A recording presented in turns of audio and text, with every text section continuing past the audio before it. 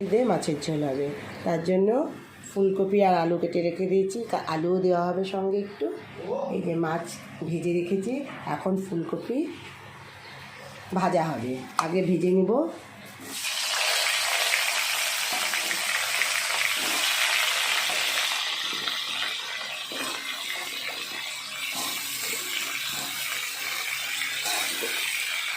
ফুলকপিটা ভেজে উঠিয়ে নেব। কপি ভাজা হয়ে গেছে, এখন আমরা সম্বারে দিয়ে দিচ্ছি শুকনো লঙ্কা আর দিয়ে।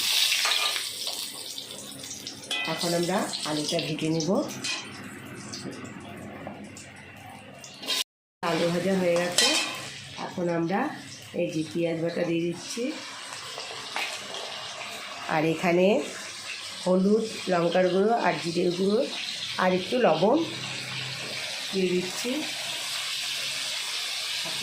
যার যেমন মশলা দিতে ইচ্ছুক আবার সেরকমই দিবে। এখন মশলাটাকে কষে নেব। আমাদের মশলাটা আধা কষে গেছে, এখন আমরা ফুলকপি দিয়ে ভালো করে আরেকবার কষিয়ে নেব।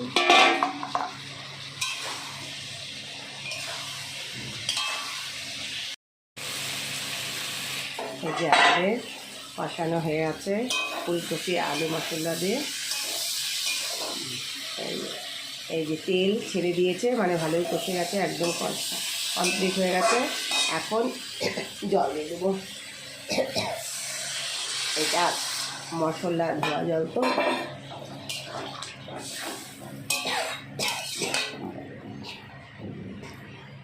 কয়েকটি চিড়া কাঁচা লঙ্কা দিয়ে দেবো। এখন ঝোলটা ফুটে উঠলে মাছ দিয়ে দেবো। করে ফুটে উঠেছে, এখন আমরা মাছ দিয়ে দেব।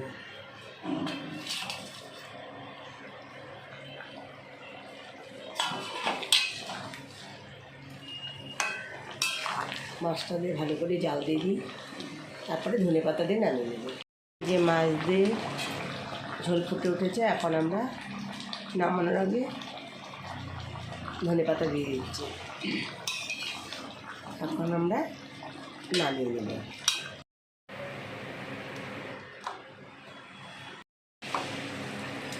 এই যে আমাদের গরম গরম আলু ফুলকপি দিয়ে রুই মাছের ঝোল হয়ে গিয়েছে।